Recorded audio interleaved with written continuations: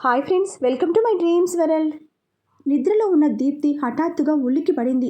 సుభాష్ ఏదో పని ఉండడం వల్ల లేటుగా వస్తానని కాల్ చేస్తే అతను వచ్చేదాకా రెస్ట్ తీసుకుందామని పడుకున్న దీప్తికి ఎవరో ఇంట్లోకి వచ్చినట్టుగా శబ్దాలు రావడంతో మేలుకుంది.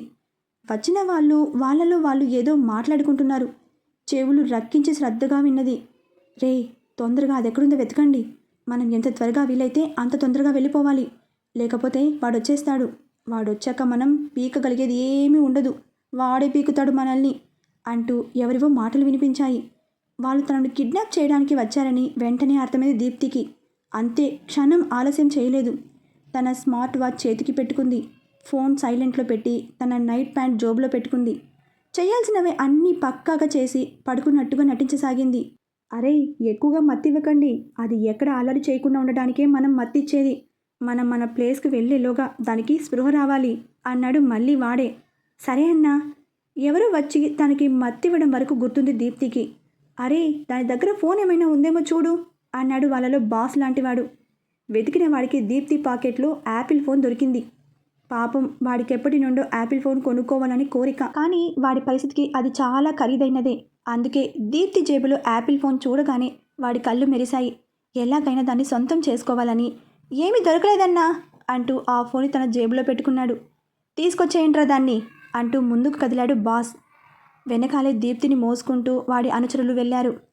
స్పృహలోకి వచ్చిన దీప్తి ఫోన్ కోసం చూసింది. దొరకలేదు. తన చేతివైపు చూసుకుంది. వాచ్ ఉంది. అమ్మయ్య అనుకుని ఒకసారి చుట్టూ చూసింది. ఏదో పాడుబడ్డ బంగ్లాలా అనిపించింది. తన ఎదురుగా ఉన్న కుర్చీలో ఎవరో కూర్చున్నట్టుగా అనిపించి చూడసాగింది. వైట్ అండ్ వైట్ ఖద్దరు బట్టల్లో బక్కగా ఉన్న ఒకడు కూర్చుని ఉండటం కనిపించింది. వాడిని చూడగానే దీప్తికి నవ్వు వచ్చింది. ఆపుకోలేక పైకి నవ్వింది. ఏంటి, నన్ను చూస్తే నీకు నవ్వొచ్చిందా? నవ్వుకో, ఎంతసేపు కావాలంటే అంతసేపు నవ్వుకో. తర్వాత నవ్వుకోవడానికి నువ్వు బ్రతికుండవు కదా. నువ్వు ముందు ఇది చెప్పు, నన్ను చూసి నీకెందుకు నవ్వొచ్చింది అడిగాడు చాలా ప్రశాంతంగా. నీకు తెలీదా? ఎదురు ప్రశ్నించింది దీప్తి నవ్వును ఆపకుండానే. అర్థమైంది, నా పర్సనాలిటీ చూసి నువ్వు నవ్వావు. కానీ నేనొక సీక్రెట్ చెప్పనా? నా బాడీనే నాకు ప్లస్ అన్నాడు లేచి నిల్చుంటూ. అర్థం కానట్టు చూసింది. అర్థం కాలేదు కదూ. నాకు ఇలాంటి బాడీ ఉండడం వల్ల నన్ను చూసి మామూలు జనం ఎవరు నేను హంతకుడిని అనుకోరు. మామూలు ప్రజలేంటి, మీ పోలీసులలో కూడా చాలామంది నమ్మరు. నీ మొగుడిలా నీలా తెలివిగా ఉండే వాళ్ళకే కళ్ళు చూసి కూడా గుర్తుపట్టే టాలెంట్ ఉంది. ఆ టాలెంట్ మీ పోలీస్ డిపార్ట్మెంట్లోనే తక్కువ మందికి ఉంది. అదే కాక వైట్ బట్టలతో చాలా పెద్ద మనిషి తరహా ప్రవర్తన వల్ల ఇంకొంచెం ప్లస్. నువ్వు సినిమాలు చూస్తావో లేదో, నేను బాగా చూస్తాను. ఒక సినిమాలో డైలాగ్ ఇది నాకు చాలా ఇష్టం కూడా. తెల్ల బట్టలు వేసుకున్నాను కదా అని నా క్యారెక్టర్ తెలుపు అనుకోకు, ఎరుపు. సో నేను కూడా అంతే అన్నాడు మళ్ళీ కూర్చుంటూ. అలాంటి నన్ను నువ్వు ఒక్కసారిగా అందరి ముందు విల్లని చేశావు. తప్పించుకోవడానికి కూడా లేకుండా వీడియో తీశావు. నిన్ను చంపాలని గత 4 సంవత్సరాలుగా కాపు కాశాను. జైల్లో ఉండి కూడా నీ ప్రతి కదలికను గమనించాను. నిన్నెప్పుడో చంపేసి ఉండొచ్చు, కానీ నిన్ను నా చేతులతో చంపాలన్నదే నా కోరిక. అందుకే ఇంతకాలం ఆగాను. ఇప్పటికీ నాకు బెయిల్ దొరికి బయటకు వచ్చాను. ఇక నిన్ను చంపడమే తరువాయి. కాకపోతే నా పోరగాళ్ళంతా నీ అందానికి ఫిదా అయ్యారంట. చంపేది ఎలానో చంపుతావు కదన్నా, మాకొక ఛాన్స్ ఇయ్యరాదే అన్నారు. పాపం, వాళ్ళ కోరిక ఎందుకు కాదనాలే. నాకు కూడా నువ్వు భలే నచ్చేశావు. అందుకే నా తర్వాతే మీరు అని చెప్పా. సంతోషంగా ఒప్పుకున్నారు. అందుకని బుద్ధిమంతురాలిలా చెప్పినట్టుగా విని ప్రశాంతంగా చచ్చిపో అన్నాడు వాడు మీదకొస్తూ. అప్పుడు అర్థమైంది దీప్తికి వాళ్ళు ఎవరు అన్నది. ఒకే రీజన్ తెలిసింది. ఇక వీళ్ళని కొంచెం సేపు మాటల్లో పెడితే సరిపోతుందని అనుకుని, ఆగు, అంత తొందర అయితే ఎలా? ఎట్లా చచ్చదాన్నే కదా. నాకు కొన్ని డౌట్స్ ఉన్నాయి, తీర్చు అంటూ అతన్ని మాటల్లో పెట్టింది. అడుగు అన్నాడు వాడు సిగరెట్ వెలిగించుకుంటూ. నువ్వు ముందు అది ఆపే. ఇంకాసేపట్లో చచ్చిపోయేదాన్ని ప్రశాంతంగా చావనివ్వరా? అసలే ఈ ప్లేస్లో ఊపిరి ఆడట్లేదు. నువ్వు ఇంకా సిగరెట్ తాగితే నువ్వు చంపకుండానే ఆ పొగకు నేనే చస్తా అంది ముక్కు మూసుకుంటూ. వెంటనే సిగరెట్ ఆపేశాడు వాడు. ఇప్పుడు చెప్పు, నీ పేరేంటి అడిగింది కుర్చీలో కాలు మీద కాలు వేసుకుని కూర్చుంటూ. నా పేరు నీకు తెలీదా ఆశ్చర్యంగా అన్నాడు వాడు. చిరంజీవి. పోనీ నాగార్జున? వెంకటేష్ అయితే కాదు. ఏం మాట్లాడుతున్నావు అన్నాడు వాడు విసుగ్గా. మరి లేకపోతే ఏంటయ్యా, నువ్వేమైనా సెలబ్రిటీవా నీ పేరు నువ్వు చెప్పకుండానే తెలియడానికి? తను ఇంకాస్త విసుగ్గా అంది. సరేలే, తెలిసేమో మీ ఆయన చెప్పుంటాడనుకున్నాను. నా పేరు బద్రి అన్నాడు వాడు కొంచెం సిగ్గుగా. నా పేరు తెలుసా? అయ్యో, చచ్చే వాళ్ళ పేరు వివరాలు తెలియకుండా చంపం అన్నాడు బద్రి. సరే, కిడ్నాప్ అయిన వాళ్ళని కట్టేయాలి కదా, నన్నెందుకు కట్టేయలేదు అడిగింది కుతూహలంగా. ఏముంది, నువ్వు ఆడదానివి, అందులో ఎలాగో ఇంకొంచెం సేపట్లో నిన్ను చంపుతాం కదా అందుకు తేలిగ్గా అన్నాడు బద్రి. చూడు బద్రి, ఆడవాళ్ళంటే బలహీనులని నీ ఉద్దేశమా? సరే, నాకు కరాటే వచ్చని హత్య జరిగిన రోజు మీ వాళ్ళని కొట్టానని నీకు తెలీదా? ఇది నీ ఇన్ఫర్మేషన్లో లేదా అడిగింది. అవునా అన్నట్టు బద్రి వాళ్ళ వైపు చూశాడు. వాళ్ళంతా తమ తలలు కిందకి దించుకున్నారు క్షమించమన్నట్టుగా. నీకు కరాటే వచ్చినంత మాత్రాన ఇంతమందిని కొట్టగలవా అడిగాడు బీంకంగా. వెల్, దానికి కరాటే ఒకటే కాదు, తెలివి కూడా అవసరం. అది నాకు బాగానే ఇచ్చాడు దేవుడు అన్నది ప్రశాంతంగా. ఆ మాటలకి కంగారు పడుతున్న బద్రిని చూసి, నాకిప్పుడు కొట్టే మూడు ఏమాత్రం లేదు, కానీ నువ్వేంటి అంత పెద్ద పోలీస్ ఆఫీసర్ని చంపిన హంతకుడివి ఒక ఆడదాని మాటలకు భయపడతావా నవ్వుతూ అంది. ఏంటి, నన్ను రెచ్చగొట్టాలని చేస్తున్నావా? నన్ను రెచ్చగొడితే ఏమవుతుందో తెలుసా అంటూ దీప్తి మీదకి వెళ్ళబోయిన బద్రికి ఏదో పెద్ద గుంపు వచ్చిన సౌండ్ వచ్చి ఆగాడు. దూరంగా సుభాష్ గన్నుని బద్రి వైపే గురిపెట్టాడు. వాళ్ళ చుట్టూ పోలీసులు రౌండప్ చేశారు. మర్యాదగా దీప్తిని వదిలే, లేదంటే నేను ఇక్కడికిక్కడే షూట్ చేస్తా. తెలుసుగా, నేను ఎన్కౌంటర్ స్పెషలిస్ట్ని. తెలియకపోతే నీ చంచాగాలని అడుగు అన్నాడు. బద్రి దీప్తి దగ్గర నుండి దూరం జరిగి తను లొంగిపోతున్నట్టుగా చేతులు పైకి లేపాడు. అంతే, వెంటనే దీప్తి పరుగున వెళ్ళి సుభాష్ని వాటేసుకుంది. సుభాష్ ఆమెను పొడివి పట్టుకుంటూ, వీళ్ళు నిన్ను ఏమైనా చేశారా? కనీసం నేను ఒక్క మాట అన్నట్టు తెలిసినా వీళ్ళందరినీ ఇక్కడికిక్కడే చంపేస్తా, చెప్పు బంగారం అన్నాడు. నన్ను వీళ్ళందరూ రేప్ చేస్తారంట, వీడు ఫస్ట్ అంట, మిగతా వాళ్ళు తర్వాత నన్ను చంపేస్తారంట. నిన్నేం చేసినా నీ మొగుడు ఏం పీకుతాడో చూస్తాను, అది ఇది అని మీదకి వచ్చి పిచ్చి పిచ్చిగా మాట్లాడాడు. చెంప మీద ఒక దెబ్బ కూడా కొట్టాడు. చేయి నొప్పి అంటున్నా వినకుండా అదిగో అక్కడ నిల్చున్నాడుగా ఆ బోండంగాడు నన్ను లాగాడు అంది బద్రి వైపు చూసి కన్ను కొడుతూ. అంతే, దీప్తిని పక్కకు జరిపి ఆవేశంగా బద్రి వైపు వెళ్ళి తలపై గన్ను పెట్టాడు సుభాష్. వామో వామో, అంత ఉతిదే సార్, ఒక్కటి కూడా నిజం కాదు. అసలు మేడంని ముట్టుకోలేదు సార్, నన్ను నమ్మండి మొత్తుకున్నాడు బద్రి. ముట్టుకోకుండానే ఇక్కడి దాకా ఎలా తీసుకొచ్చావరా? కోపంగా గన్ని అతని నుదుటి మీద గట్టిగా ఒత్తుతూ అడిగాడు సుభాష్. అది ఏం చెప్పాలో అర్థం కాలేదు బద్రికి. ఏంట్రా నానుస్తున్నావు గద్దించాడు. పోనీలే సుభాష్, వదిలే, ఇంకెప్పుడు వీడు మన జోలికి రాడు అతని దగ్గరికి వెళ్ళి మరొక్కసారి హత్తుకుంటూ చెప్పింది. ఇంకా సుభాష్ అలాగే ఉండేసరికి ప్లీజ్ అన్నది. ఈసారి సుభాష్ ఆమె వైపు తిరిగి, సరే నీ ఇష్టం అన్నాడు. సార్, నాదొక డౌట్ అన్నాడు బద్రి భయపడుతూ. అడుగు. ఎన్నో రోజుల నుండి ఎంతో కష్టపడి ఈ ప్లాన్ వేశాను. ప్లాన్ కూడా చాలా పకడ్బందీగా ఉంది, ఎక్కడ మిస్ అయ్యే ఛాన్సే లేదు. మిమ్మల్ని కావాలనే నేను దూరంగా కూడా పంపాను, కానీ మీకెలా తెలిసింది మేమిక్కడున్నామని? ఇంత త్వరగా వచ్చేశారు అడిగాడు బద్రి. అరే, మీ నేరస్తులంతా ఇంతేనా? కొంచెం కూడా బుర్రవాడరా? మీరు ఇంతకాలం నా పిల్లని గమనిస్తున్నారే, కానీ మిమ్మల్ని ఎవరైనా గమనిస్తున్నారేమోనని ఎప్పుడూ అనుమానం రాలేదా? మీరు కోర్టు దగ్గరికి తనకి వార్నింగ్ ఇవ్వడం నేను చూడలేదనుకున్నారా? అందుకే గత 4 సంవత్సరాల నుండి మీరు తనని గమనిస్తే మిమ్మల్ని నా ఏజెంట్ గమనిస్తున్నాడు. అది పోనీ, మీరు తనని తీసుకొచ్చేటప్పుడు తన దగ్గర ఫోన్ ఉందేమో చెక్ చేశారా అడిగాడు. చేశాం సార్, అంతా చెక్ చేశాకే తీసుకొచ్చాం అన్నాడు వాడు. Are you sure? ఖచ్చితంగా సార్. నీ దగ్గరుందా ఫోన్ అడిగాడు దీప్తిని. అంటూ అడ్డంగా తల ఊపింది. దీప్తిని ఎవరు చెక్ చేశారు? అదిగో ఆ బోండంగాడు.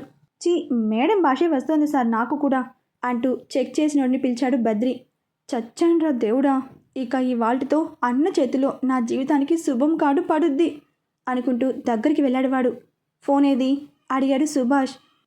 టేబుల్ మీద పెట్టుంటే యాపిల్ ఫోన్ కదా అని తీసుకున్నాను సార్, నన్ను క్షమించండి అన్నాడు వాడు ఫోన్ సుభాష్ చేతిలో పెడుతూ.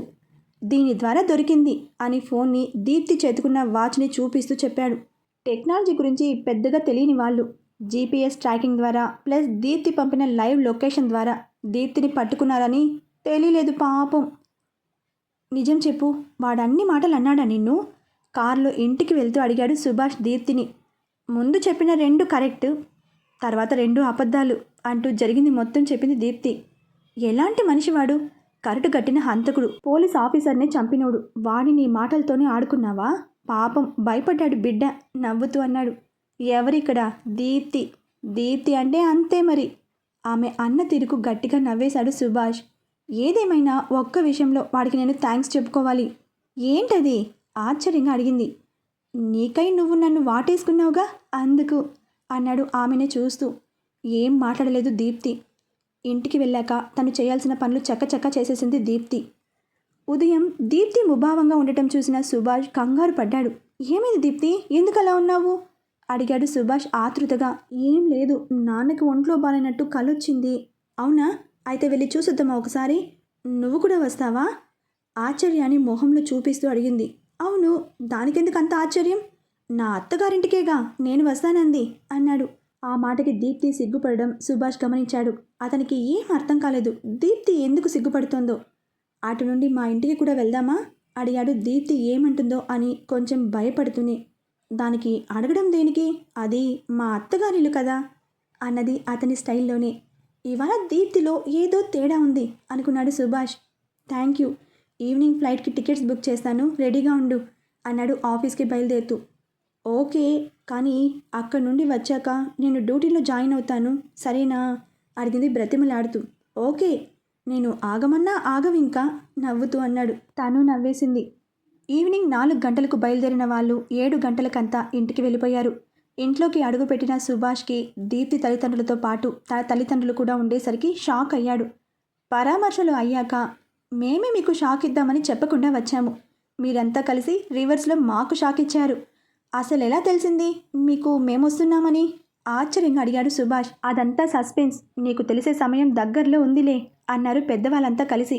సరే, ముందు భోజనం చేద్దాం, తర్వాత మాట్లాడుకోవచ్చు అంటూ దీప్తి తల్లి అందరినీ లేపింది. భోజనాలు చేసుకుంటూ అందరూ సరదాగా మాట్లాడుకున్నారు. చాలా కాలం తర్వాత అందరూ కలుసుకున్నారు. అందరి మనసులు ఆనందంతో నిండిపోయాయి. కొంచెంసేపు అందరూ మాట్లాడుకున్నాక 10 గంటల సమయంలో ఇక పడుకుందాం పదండి, ఇప్పటికే లేట్ అయింది అన్నాడు సుభాష్ వాళ్ళ నాన్న. ఆ మాట అనేటప్పుడు ఆయన ముఖంలో ఏదో అల్లరి నవ్వు కనిపించింది సుభాష్కి. ఆ మాట విన్న పెద్దవాళ్ళు కూడా కనపడని నవ్వు నవ్వుతుంటే ఎందుకలా నవ్వుతున్నారో అర్థం కాక పిచ్చెక్కేలా ఉంది అతనికి. దీప్తి వైపు చూస్తే ఇదేమీ పట్టనట్టుగా ఉంది. పెద్దవాళ్ళు ఎవరి గదుల్లోకి వాళ్ళు వెళ్ళిపోయారు. పద, మనం కూడా వెళ్దాం అన్న సుభాష్తో, మనం బయటికెళ్దామా అలా బీచ్ దాకా అడిగింది దీప్తి. వింతగా చూశాడు ఆమె వైపు. 10 గంటలకే లేట్ అవ్వడం ఏంటి? ఇవాళ దీప్తి కూడా విచిత్రంగా బిహేవ్ చేస్తుంది ఏంటబ్బా? కొంపదీసి ఇదంతా తన ప్లానేనా? చచా, తను అమాయకురాలు, పాపం, తనకేమీ తెలుసుండదు అనుకున్నాడు. నిన్నే హీరో, ఏ లోకంలో ఉన్నావు? పద, డాడీ బుల్లెట్ తీసుకెళ్దాం అంటూ కీ తీసుకుని బయటకు వెళ్ళింది. ఆమెను అనుసరిస్తూ వెళ్ళిన సుభాష్ కీ ఇటివ్వు అన్నాడు. నో, ఈవేళ డ్రైవింగ్ నాది అన్నది బండి స్టార్ట్ చేస్తూ. ఏంటి, నువ్వు బైక్ డ్రైవ్ చేస్తావా? సుభాష్కి తెలియని కొత్త విషయం ఇది. నాకు పెళ్ళి కాకముందే డ్రైవింగ్ వచ్చు. మరి నాకెప్పుడూ చెప్పలేదు, నాకు అసలు తెలీదు అన్నాడు ఆశ్చర్యంగా. దీప్తి గురించి తనకి అన్నీ తెలుసు అనుకున్నాడు, కానీ అవాస్తవమని తేలిపోయింది.